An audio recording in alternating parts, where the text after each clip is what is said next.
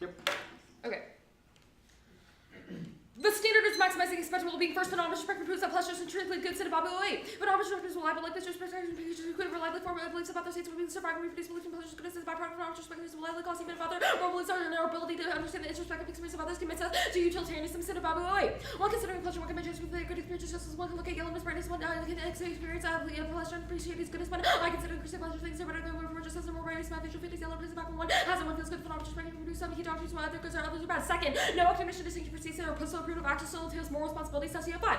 Unlike individuals, governments always face choice being regular third policies and authorities and proper actions are distinction between authorized and non-authorized action becomes obscure and the government formally prevents private action but often discourages. Third, psychological evidence proves that we don't identify with our future selves. Continuous personal identity doesn't exist. Over 14. Humans are not consistent identity but change selves and we see our future selves as strangers after our aesthetic brain activity when people imagine their future self if their brain was in the brain were more activity when subjects have themselves today than the future neutral activity when they describe themselves in the day was similar to when they describe Matt Damon as since we think of ourselves future self as someone else our decision making tree reflects how we treat other people. Fourth, moral uncertainty means that preventing decisions should be our highest priority. Bottom 12. Moral certainty says yes that our personality may be confused if we are uncertain. There's a way to value preserve our ability to recognize future values. The future according to nature, there will be future human is the best way to increase future value. Fifth, abstract questioning fails to which its center on concrete alternatives. Brian 12. The academic left house radio starting is going to critique the very poor realistic alternatives. Phase 1 ultra radical critique. Phase 2 question mark. Phase 3 revolution. People need to understand that here we would never hear make a concrete proposal. We are intellectual beings saying the revolution is the answer without addressing any of the interjectional questions. We are house radio because it's easy to we do something everyone knows something is wrong. None of us are present alternative. Solvency. Resolve the United States federal government should enter all citizens to turn 18 into a law-based draft of the Army National Guard and the Army Reserve like 13. I recommend that the U.S. initiate law-based draft of the Army National Guard and the Army Reserve for all citizens to the 18th birthday. Those called will have 3 options. First, serve 6 years in their reserve after training in the reserve. Wait from all the soldiers with for 1 year. The commitment is concerned. Second, serve 2 years in the active army in the Marine Corps. Third, go to the college, be enrolled in the ROTC. This would improve the quality of the across all services. The soldiers would not be eligible for any bonuses with 2 million turned to 18 this year. Small number of recruits would they would have be a high quality and include every socioeconomic contact voluntary. The enlistment would continue adverse consequences for those who fail to fulfill the military obligation. We require fail to report their induction should the result of conviction by punishment by jail. The military may be considered contracts that will be difficult to motivate training discipline. The plan solves personnel shortages, successful deployments, and the financial burden of the ABF like 13. Conservative creates a sustainable force that's not subject to recruitment crisis. Therefore, provides already access to training forces within 30 days and is able to sustain rotations of the dire ratio. This may reduce the PTSD drug use and the other forms of violence and time policies of contributing skill sets. It's written into the force reduce contractors and information tech intelligence analysis and language skills. Advantage 1 is readiness. All volunteer forces are unsustainable and will collapse. All isolate foreign turbulence. First, a recruitment crisis is on the horizon. Propensity serve and eligibility are record lows like 13. The BBC rate tripled the recruitment number will last but reduce the rule for recruits. 21% drop out rate before she's able to meet the standard of military service. 30% recruiting success is a function of the future is the percentage of the population of the willing and able to serve. The 10% decline in the propensity translated 4% decline in the list. Desire propensity was in 2011. It was 12%. 29% drops in 1984. One of the most powerful influence over mass soldiers. Rated morale at all time low. 30% of the eligible population is able to serve. 12% of willing only 3.6% is likely to enter with both of the crime. Recently, this 3.6% includes only those who meet minimum quality requirements that the president containing more approach than in the military. It's going to be overused to stay in the military. It's going to be asking the impossible. Second, personnel shortages. Force reliance on private contractors, which comprise operational command and strategic capability. Multiple wars like 13. The AVF cannot recruit a sufficient number to prosecute the wars. The AVF ability to expand the force quickly. Equal to the AVF contractors present tactical operational areas. First contractors not to go to second contractors harm discipline. They can expect to use the service to author contract agents to recruit services away from the military. Both contractors must be protected within the military when they find themselves in a dangerous situation. Be 17 contractors and forces structure the unity of operational command on the battlefield. The most competitors of the most elusive military operations while relying on the contracts to do what the DoD has historically done internally. The existing predisposition to contract bases to loss of real possibility. Military monitors ready to use the contracts and not starting inspections. We learn whether they are ready to let contractors to play the worst opportunity to pay with disputes or risk the operation becoming excessive. The AVF is a blanket of class the person with the capacity to develop his intelligence unlikely to consider military. The AVF requires volunteers for progress. The AVF is always speaking of diversity of contractors who profit rather than operational excellence. Third, the AVF is financially unsustainable. Contractors' personnel costs are skyrocketing like 13. The AVF has become unbearably expensive for depredation of capacity. The cost per person increased by 46%. Personnel costs continue to grow. That rate personnel costs will consume the entire defense budget by 2030-90 unless the cost of transit from the AVF are unsustainable. Officials have understood the personnel costs have grown by 90% since 2001 from a cost standpoint. The AVF is unsustainable and AVF is much more expensive than conscription, enlistment bonuses, and recruiting and healthcare costs make the AVF economically infeasible like 13.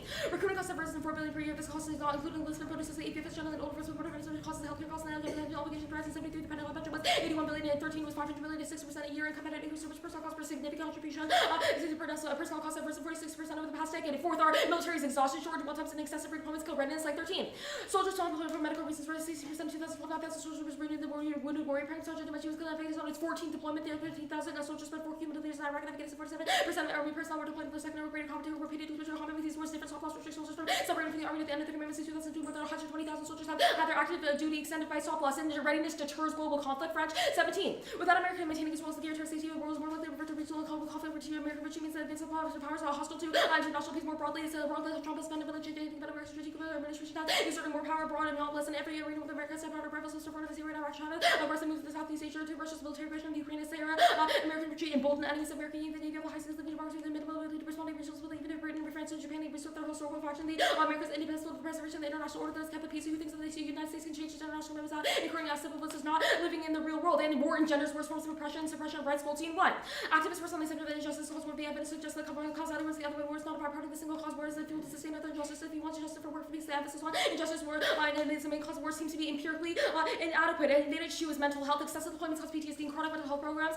Problems empiric show. Like 13. PTSD is a severe injury of Iraq and Afghanistan. Rising PTSD severities are repeated deployment with reducible time. Studies indicate that a second of deployment is doubles the probability of PTSD, medical and physical behavior and psychological ways that extensive percent of veterans of Iraq and Afghanistan suffer from PTSD. 30% only. 50% will get treatment. The impact of suicide. Every day, 18 veterans will take their own life. Like 13. At the end of 2012, 482 self bombs committed suicide compared to 310 who died in combat. The current rate of suicide in the military is 3 times what it was in 2001 after doubling into between 2001 and 2006. Veterans account for 20% of 13,000 suicide committed each year. 18. U.S. military veterans would take their own life. Veterans were twice as likely to commit suicide as non-veterans. Didn't read the terrorism impact and didn't read anything under the first impact and advantage too. Okay. Sure. So the Bryant evidence, what counts as abstract questioning? Something that is not a concrete alternative. So What like counts as a policy option. Okay. Why are only policies concrete? Because they're the only things that take into account. Why is that true? Well, because the policy is key to addressing the consequences in the real world. Wait. Okay. But why are policies the only means by which we do that? Because policies directly take into account empirical realities and other things conditions. don't do that? Yes. Okay, so what's important is taking into account the like conditions that, or like resolving those material conditions, correct? Yes. Cool. So let's talk about the readiness advantage. The French evidence. What is the warrant for, or like, why do countries end up going into areas that the U.S. pulls out of? I guess. What? Why do countries end up going into areas that the U.S. pull out of? Why are they going into those areas? Yes. Sure. So U.S. retrenchment creates a power vacuum in which other countries battle or engage in conflict over who is going to replace the U.S.'s original position. Why? What's their motivation? The 1AC doesn't take a stance on other countries' No, motivation. but I'm okay. Well, you're also reading an impact card, and I'd like you to take a stance on Sure, and the impact card evidence, or the impact card indicates several empirical examples in which this but is I'm the asking case. why they want to do that in the first place. I don't know the pathologies of different countries around the world. That's Okay, not our that's argument. fine. The second advantage, excessive deployment causes PTSD. How does the off solve excessive deployment? Sure. So the argument is that currently the reason why we have excessive deployments of individual soldiers is because of the lack of quantity of soldiers. The app increases quantity. What says that? What piece of evidence justifies that? Several. I think that the first the second piece of evidence in our solvency section, as well as our fourth internal link in our advantage, explain that our military is exhausted and that the plan overcomes this by increasing personnel. Okay. How many people does the AF recruit? What? How many people does the AF recruit? It's not, we don't have an explicit number. The argument is that we sustain, So or that how do we you maintain the AVF and a lottery is implemented to Yeah, my question is- conscript people as necessary. Okay, so how do you resolve things like PTSD if you don't have like how do you resolve excessive deployment if you're not winning like offense as to why you sufficiently reduce or increase the amount of people? Well, we That do makes sense. increase the amount of people. You asked for an explicit number, which I don't have because Okay. that number changes year to year based let's on the talk DoD, about based on the Cinnabon. quota that the DoD releases. Let's talk about Cinnababu. I like Okay. chocolate ice cream. You don't like chocolate ice cream. Is I it like good to eat chocolate chocolate ice ice cream? What? Okay, so let's say I don't like chocolate ice cream and you do like chocolate ice cream. Is it good to eat chocolate ice cream? Cinnababu doesn't take a stance on that. So Cinnababu doesn't take a stance on whether like certain experiences of pain or pleasure are good. That's not true. So Cinnababu recognizes that there might be like subjective experiences of pleasure, but it still makes an argument about the universality of pleasure's goodness. Okay, starting prep. Why? How do we know what pleasure is? So the argument in Cinnababu is that phenomenal introspection proves that pleasure is good. No, in that's the not my same question. way, My question is why? How do we know what counts as pleasure? So you know that something is pleasurable when you can recognize that the state of affairs have improved as a result of. But what does it mean pleasure. to improve? To become more pleasurable. Okay, So sounds like you know what I mean. No, so the argument is that there's not a distinction between pleasure and goodness, and phenomenal introspection is key to recognizing that, because I can go explain more. That's fine, don't worry about it. 144 taken, orders 2 on the case. On case will be starting to talk. I'll send it. I value morality, the metaethics practical reason, prefer one that from collapse mind being even questioning reason relies on a reason which concedes the authority of reasons. 2, action theory. When one wills an action, one wills up all the steps that make it the action. Only practical reason unifies all the steps in action. Action theory comes first. If one can't have a coherent theory of action, one can't generate the no force to say that anyone ought to do anything. Next, maxims must be in the universalizable. 1, otherwise more claims can't be would lack the no force to say that anyone ought to take an action. 2, claims must come a priori, otherwise they are only true as a matter of chance, meaning they're morally arbitrary. Next, restrictions on freedom are non-universalizable. Willing a maximum requires freedom, so willing a violation of freedom would make the maximum self-defeating and thus contradictory. Thus, if I respect my freedom, then I would will others to respect my freedom, which entails that I must respect the freedom of others because we all share a rational will. Thus, the standard is consistency with equal amount of freedom. Mandatory national service is coercive. It forces people to work against their will, which employs them as a means to an end if they are not able to pursue their wishes. Next on. PTSD arrived on the scene at the time in which psychiatrists attempted to divorce itself from the role it plays in constructing the patient's subjectivity. The diagnosis is a violation of the structure of the illness offered by DRSM-3 and forced the further retreat into a biophysical psychiatry. Flink. What makes PTSD relevant is that ever since the public health policy at the moment that psychiatric diagnosis is heavily distanced itself from etiology and psychiatric commitments. This unfolding the tale of epistemic violation will be told through PTSD. It is implicitly codified as an entire psychodynamic theory. It is impossible to conceive of removing these implicit links. And furthermore, PTSD is uniquely important discussion in psychiatry because it has been used to explore this increasingly subsequent model of the patient out of psychiatric institutions. Flink 2. As the only official trauma disorder in the descriptive nosology, PTSD is different than PTSD may trauma amount to a confrontation between incompatible types of medico-psychiatric experience. The fact that the DSM initiates a shift closer to the pathopsychological account of mental is not overstating that PTSD promotes a crisis of medical experience. The U.S. is supporting the crisis of medicalized theory. It is the most effective tendency in the reach of the West conception of mental illness. This flagship of the disorder is PTSD, and we shouldn't allow psychiatry to announce the role it plays in creating the subject. Psychiatric power is real. It has a material impact on how we perceive ourselves and others. Embracing a genealogical model to build the method of the app is key. That's Bracken and Thomas 10. Power can be exercised through efforts to discipline themselves of those who are subject to power to see the technologies that have emerged to shape and guide our behavior and subjectivity. The medicalization of madness and distress is not a conceptual problem, but part of a deeper cultural change. Is one manifestation of technicalization of our way of life. Ironically, it promotes the discourse of the psychological where choice desires are intensified to match to certain power, not something that is opposed to the self. There's no point to this kind of hierarchy. So individuals can't appear if the individual what was beneath thought power. It is because the body has been subjectified that the subject function has been fixed on, and because the subject has been normalized. And strategies such as the app that attempt to liberate exists in a world of non-genealogical methods evolved into a normative force of disciplinary power that further perpetuates the cycle of oppression for those that sought liberation in the first place. Koopman. Foucault never denounced discipline yet. No one would deny that discipline and the strategies bear enormous dangers within. Discipline is not bad, though it can be put to bad use. The problem is not discipline. The problem is that we know not what we can what to do when discipline goes bad. It even manifests right at the heart of those who are in a very conceptual body mind. We often oppose with the practice of freedom and liberation. The ideas of freedom are often opposed with discipline. Liberation is rarely put to use if we are out of the grip of discipline. Foucauldian problematization does not rely on implicit normative mechanisms that work. There's nothing wrong with discipline itself when discipline goes wrong. And there's something that I forgot to flash. I will flash it right after. Turns case by focusing on physical factors, the only pushes mental health to the margins, continuation of our stigma to disability. Cohen 15. Stigma seems impossible to cross. We label the person selfish. They take the easy way out. Popular media treats the mentally ill, frightening stigma. Treats those with attempted suicide. Many people who need help do not seek it. Psychiatrists refuse to treat chronically with suicidal patients, not only because of stigma, but because no institution is free from stigma. And they also embrace the methodology of genealogy that frames question structures and notice the mythology is present. Eric Burke 17. Foucault refers to the existence characterized by critical questioning ontology. This attitude entails not simply engagement but critically with the present, and ontology of the present entails adopting critical attitude towards reality. Ontology of the present is as well mode concerned with identifying and challenging the constraints person faces within normalizing societies relative to both the self-relation and the broader relation within the world, questioning prevailing norms of practicality, critically engaged in the ways the world insight into the workings of the existing power relations, endeavoring to navigate these relations that they new ways of living to be treated and explored. It is a way of living in the world that resists and in turn facilitates resistance against pressure towards normalization, while also facilitating alternatives to normalizing modes of existence. And K comes from our field of illusory. Ultimately, nothing happens when you vote. After all we do is learn about the representations that occur, which means that you should analyze the question, the scholarship that when you see prior to the consequences of the plan. This is the reason why the app functions as independent office under the AC framework of the case. Start on the framework.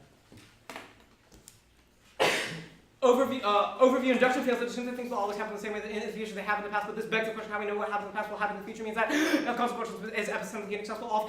Often involved with super circular cross proves that they can't justify what a definition of pleasure actually looks like. Also, too, knowledge like pain would be normative if it appeals to practical reason. Just because I'm hungry doesn't mean I have a normative reason to eat, because I can still, for example, reject eating at McDonald's 3 just because I find something painful. That doesn't mean others find it painful. It means we can never be sure what a consequence is bad. Only practical reason, morally binding 5. A priori reason is true. We know some things without experiencing them, like we shouldn't kill someone else because it violates their freedom to live, and Office on Scene 1 doesn't take out the NC. The NC is an inaction, not an omission, because the absence isn't even presented as a choice to substance just justifies ends up justifying the intent foresight distinction by conceptualizing intent as a determinative culpability, i.e. It says that the act omission distinction doesn't exist, but the only reason that is true is because it says that states intend the consequences, which means that there's still an intent foresight distinction also to empirically disprove the government can permit but still discourage things. For example, cigarettes are legal, but the government sponsors anti-smoking ads. Now, off OPAR, one correlation, not causation. My brain might have acted the same way by food and puppies. That doesn't mean that they're the same too. The study's flawed. There's no way to account for infinite other things that could have been estimated,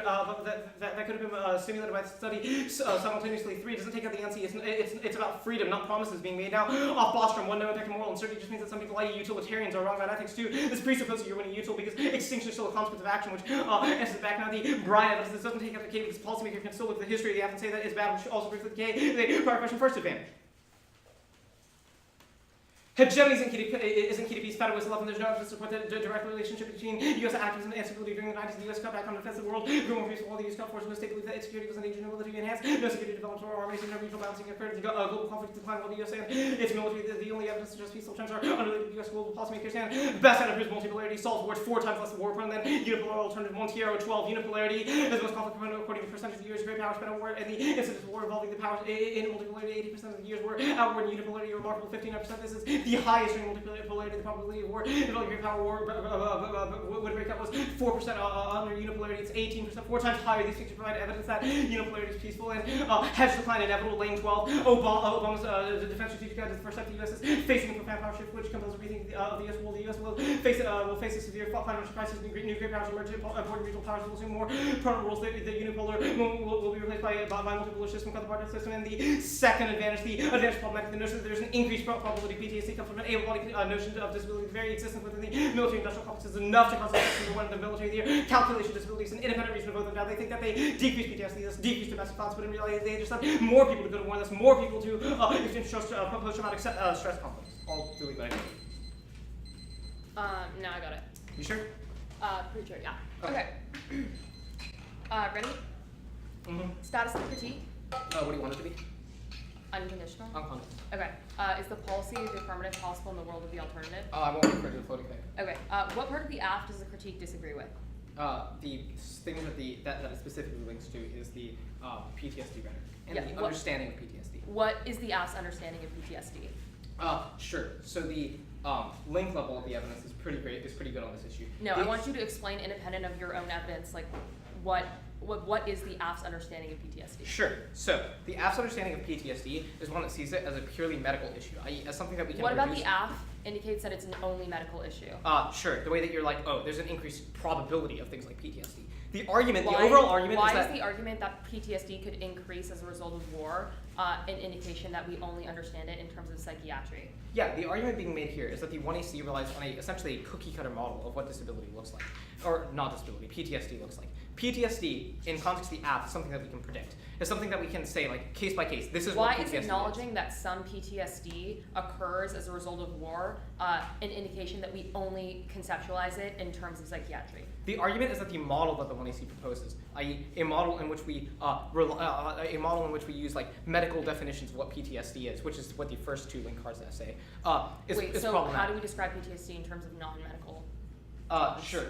So are you? Yeah.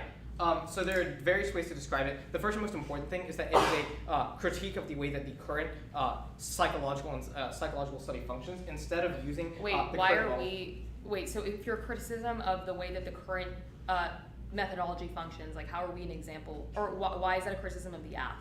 Because the 1AC is still based on the essentially structures and the same medical system. So if PTSD is too esoteric, how should we be describing it?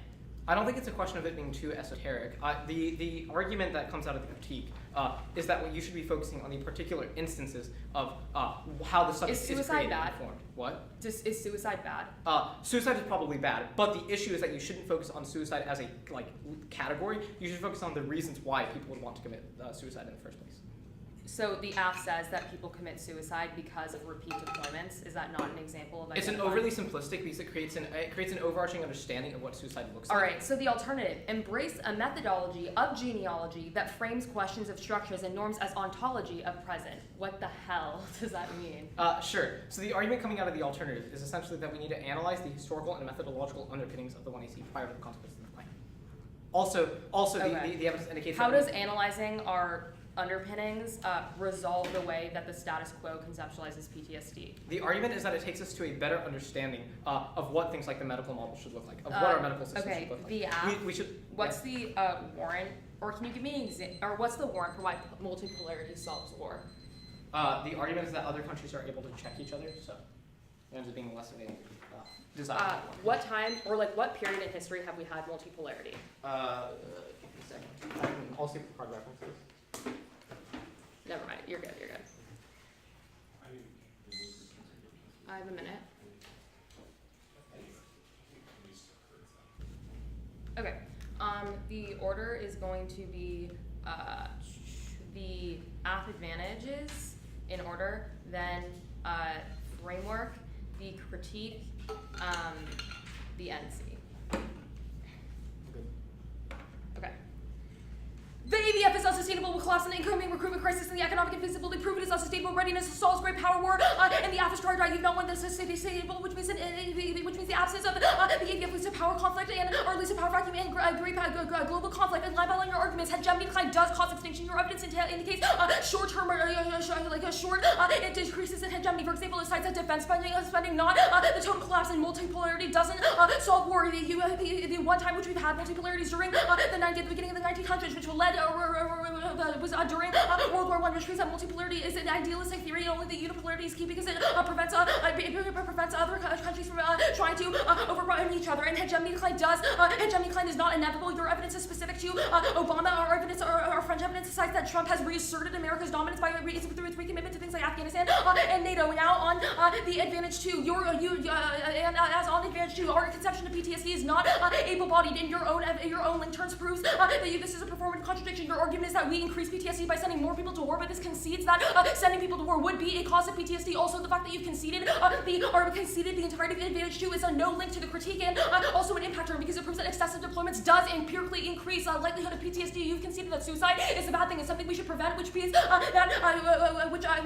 that reducing excessive deployments is a key to reducing PTSD. Now, on the framework, phenomenal spectrum proves that pleasure is intrinsically good, which also consequentializes the NC and proves that reason is shaped by pleasure and pain. Was via evolutionary program we were recent has shaped to avoid pleasure and pursue pain. You say that it is circular, however it's not circular. Our argument is that pleasure and goodness is the same thing. You say it's subjective, however even if individual experiences of pleasure are subjective, it's a universal norm that pleasure is a good thing. You say a priori reason is true, where we are an example of a priori truth because of the statement that pleasure is good as a priori and pleasure shapes reason. Crossed by that argument, you say induction fails, however the fact that science works is evident of a metaphysically and accurate, metaphysically stable principle of causality. Now, on the critique, the first argument is that we don't say that there's only one cause of PTSD, rather that a cause of PTSD is the increase in deployments. The second argument is that the fact that we are winning case impact turns this argument because it proves that not discussing suicide in this way just allows, or not discussing PTSD in this way just allows for suicide, and the judge should be able to choose the reason for affirming. No reason why every argument I have to make has to be part of the final judging package, which has to key to collapse and strategy. So vote on the fact that the plan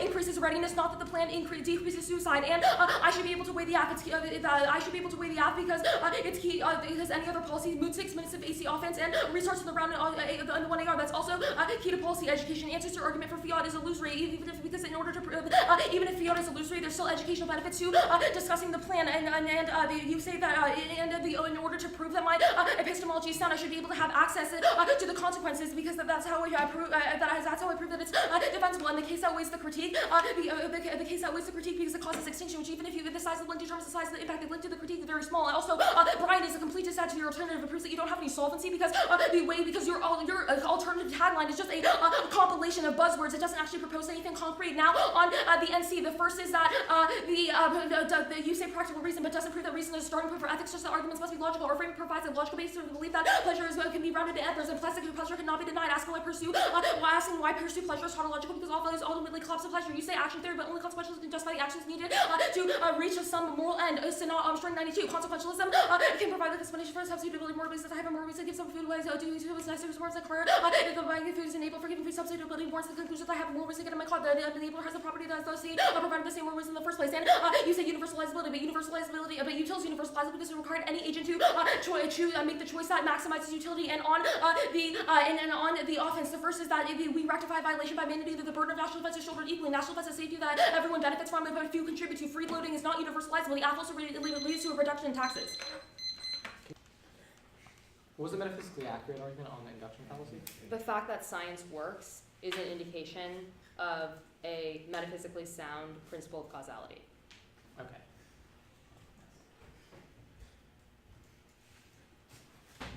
Okay, is everybody good?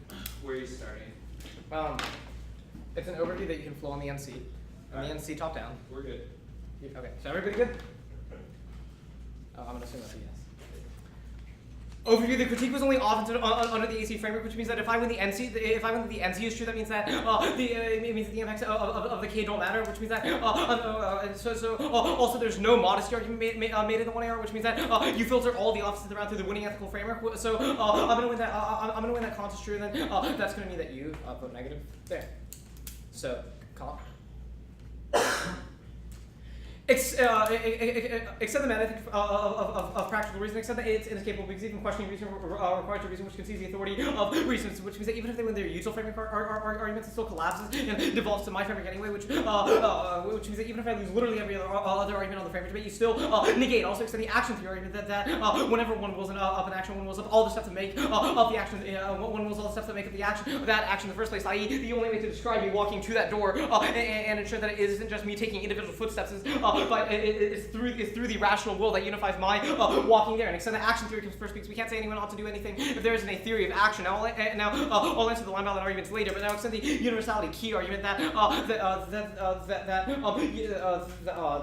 universal claims are key because ethics must be derived a priori. Anything else means that all of our moral claims are only made on the basis of empirical circumstances, which are just based on random chance of the circumstances happening. Now extend that violation of freedom requires freedom, which means it's a contradiction, which means that it's non-universalizable. So extend the standard of consistency with equal out of freedom. Now extend the contention that mandatory national service is coercive because it forces people to work against their will, which uses them as a means to an end, means that they aren't able to have freedom. Now the line by line on the framework proper. Your first argument is that comes based on logic, not ethics, but one argument is that ethics is that for ethics to be binding, it has to be universal. It doesn't just say that logic is good; it says that moral bindingness is good. Also, all arguments rely on things like logic anyway. All arguments rely on things like logic anyway. I.e., you logically have to assume that pleasure is good if you're going to win your util framework, which means that this set is non-unique at best. Also, second, cross-fighting subjectivity argument. You can't base an ethical theory off something that not everyone has access to, because that makes it something that's morally arbitrary. I.e., you can't tell an agent what to do if that agent doesn't have a coherent idea of what a proper action is in the first place. Now, next argument is that all values collapse to pleasure, but you're conceding a response on the sin and obvious stuff on case that implicitly that takes it out, and that's that. For example, maybe I'm hungry, but that doesn't necessarily mean that doesn't prescribe a moral obligation for me to eat at McDonald's. All it means is that because I still have the capacity to do things like reflect on the action that I should take. Similarly, for example, if I were at a funeral, we would not say it's moral for me to start laughing because we need to contextualize those things by reflecting on the situation that occurs. Which means that just like pure happiness is not what counts. Is not what counts as moral. Rather, it is our ability to contingently reason and reflect on this. Now, you say Senator Armstrong, but One, necessary enabler consequentialism doesn't say what a desirable end is, even if they say that their evidence is in the context of states of affairs. That would just assume naturalism without ever justifying it. So if I extend responses to Cinnabon, that takes it out. Second, Synod Armstrong doesn't justify their framework. Synod Armstrong 92 the failure of dams to explain moral sustainability might seem to support consequentialism. However, this does not follow that traditional consequences can explain sustainability and impacts. At worst, you reject the justification on face because you just reject the justification on face. Take out the other part. And third, action theory resolves sustainability. We will all the steps that would unify part of a promise in the first place. Fourth, the NC doesn't deal with promises per se. It deals with freedom, which is distinct from the action. Now you say that you say that utility is universalizable because you say it's just to maximize utility, but.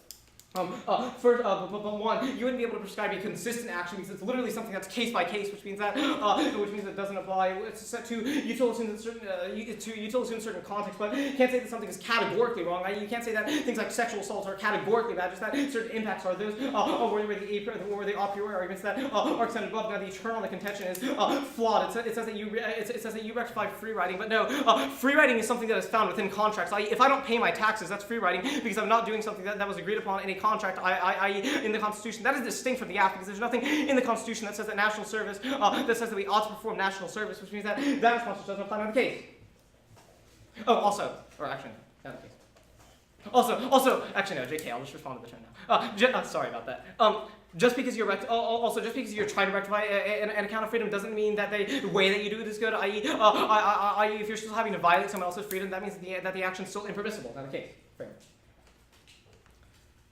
Extend the argument that just because someone finds something on Cinnabon, extend the argument that just because that one person finds it painful doesn't mean that someone else finds it painful in the first place. You say that the idea of pleasure is good, but no, argument is that you cannot provide a consistent image of what pleasure looks like. Because of that, it means that util isn't something that is broadly applicable across multiple people. It isn't something that's applicable across multiple people, which also answers back your we are a priori arguments because it's something that isn't because it's something that you can't prescribe to every agent. It's not something that's agent neutral. Next, you say pleasure is good because reason is shaped by pleasure, but no, we derive things like maxims by imagining what a rational agent would do in a situation that's not shaped by pleasure. That is shaped by things like logical conclusions that we end up following. Now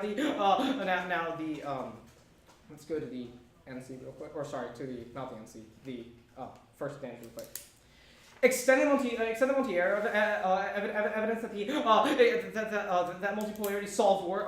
They say that multipolarity only happened during the 1900s, but no, our argument is empirical, very good on this issue. Indicates that there's a statistical increase in war whenever you go to a multipolar system, which means that also empirical claims like this outweigh analytics because it show what actually happens in the real world. Also always on author polls because these are people who have actually studied it instead of just an assertion made at the top of at the bottom of the 1AR. So I'm winning framework. I'm winning off the framework. That precludes. Okay. I have a minute. Okay. Is everyone ready? Cross-ex proved that the critique was unconditional, which means you were committed to going for it, and that you were not the fact that you didn't is a voting issue because it could skew the 1AR, even if you do, because it skewed the 1AR predictability and as abstract, the 1AR was framed upon the fact that upon the concession that the critique was unconditional, which means that you should lose to the fact that you didn't go for it, even if you do win the NC. It's not that it necessarily nullifies the critique. It just proves the critique was bad. That you should probably lose for reading the critique, which proves that you winning the NC also means that you lose because it means that the critique is false, which is the reason why you lose. Okay.